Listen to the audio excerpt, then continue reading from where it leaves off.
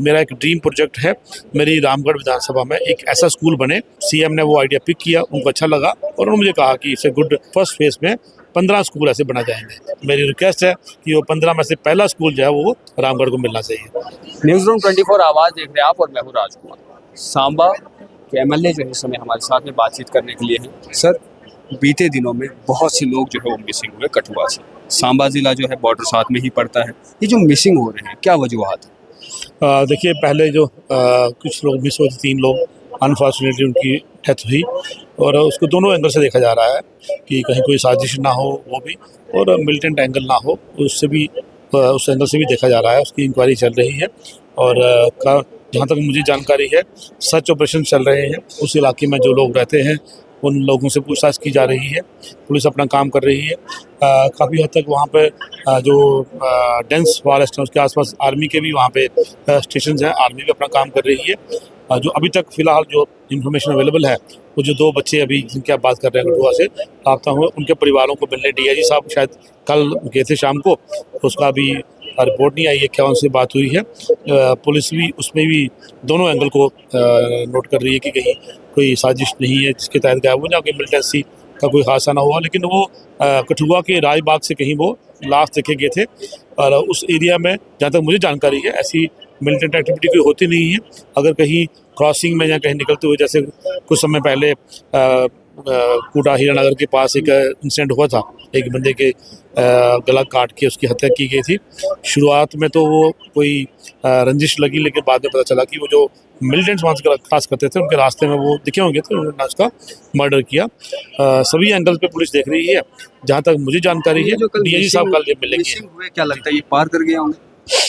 अभी कोई जानकारी नहीं है, कुछ कह नहीं सकते जब तक पुलिस की कोई ऐसी स्टेटमेंट नहीं आती। इस पर मैं अभी कमेंट करना मुझे लगता है ठीक नहीं होगा। सदन के अंदर आप ये भी बात कर रहे थे स्कूल्स को लेके कि एक ऐसा इंस्टीट्यूशन होना चाहिए जहाँ पर प्राइमरी से लेकर जो है हायर सेकेंडरी तक बच्चे हो। ये भी खबर है कि जो है उसकी मंजूरी दे दी गई है। देखिए, ये बजट में बात आई थी कि एक स्कूल ऐसा बने जिसमें प्री प्राइमरी से लेकर 12th तक के बच्चे जो हैं वो एक ही छत में एक ही एडमिनिस्ट्रेशन के अंडर पढ़ेंगे। बजट से पहले pre budget consultations honourable CM साहब ने शुरू की थी। वो सांबा आए थे। सांबा में उन्होंने हर एमएलए को 30-30, 35-35 करोड़ के प्रोजेक्ट्स बनाकर डीसी को देने के लिए कहा गया था। पहली मीटिंग फिजिकल हुई, उसमें उन्होंने हमसे शेयर किया कैसे ऐसे आप बनाइए प्रोजेक्ट, जो आपकी इच्छा है, जैसे आपको लगता है कि डेवलपमेंट के प्रोजेक्ट लाना चाहिए। उसके 15 दिन के बाद एक वर्चुअल कॉन्फ्रेंस की गई, वीडियो के माध्यम से बात होगी। जब सीएम साहब ने हमसे पूछा कि if you would like to share some innovative ideas तो I am open to that, आप हमसे बात करें, कोई आपको लगता है कि जहाँ मेरी ज़रूरत पड़ेगी।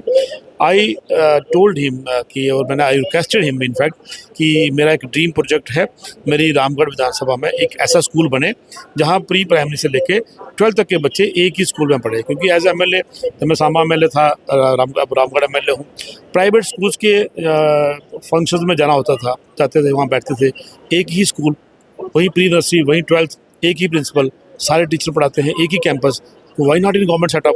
तो 26 जनवरी के ध्वजारोहण के तहत जब मैं अपनी स्पीच की, मैंने अपने लोगों को कहा था कि मैं आपको इस साल एक तोहफा दूंगा। जो एक आपका ये स्कूल है, स्कूल के अंदर फंक्शन हो रहा था, उस स्कूल में ये प्री नर्सरी से 12th तक का स्कूल में बनाऊंगा।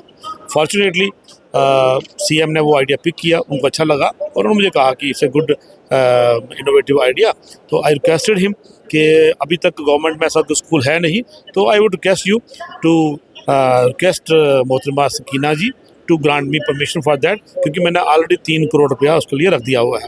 ही सेड कि it will be done. But मुझे खुशी हुई जब उन्होंने बजट स्पीच में ये कहा कि हम पूरी यूटी में ऐसे स्कूल बनाएंगे और फर्स्ट फेज में 15 स्कूल ऐसे बना जाएंगे।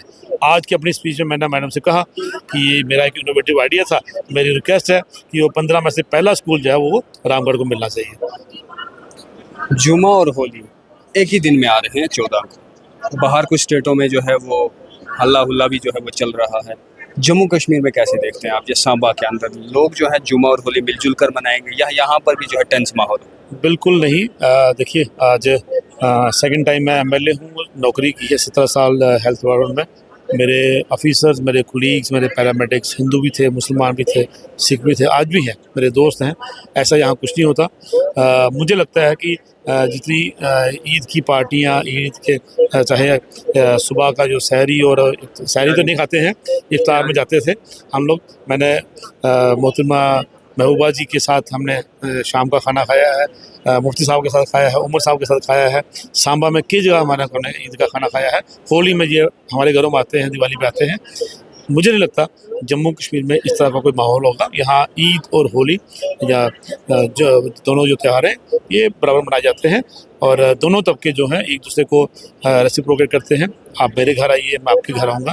तो मेरा निवेदन भी है आपके माध्यम से देखने वाले दर्शकों को कि हम सब अपने अपने धर्मों के पक्के हैं। अगर मैं हिंदू हूँ तो मैं मुस्लिम के धर्म का जो है उसका सम्मान करूँ, उसको इज्जत दूँ, ये मेरी ड्यूटी है। तो मुझे नहीं लगता जम्मू कश्मीर में इस तरह के कोई हालात बनेंगे। बहुत बहुत धन्यवाद। Thank you.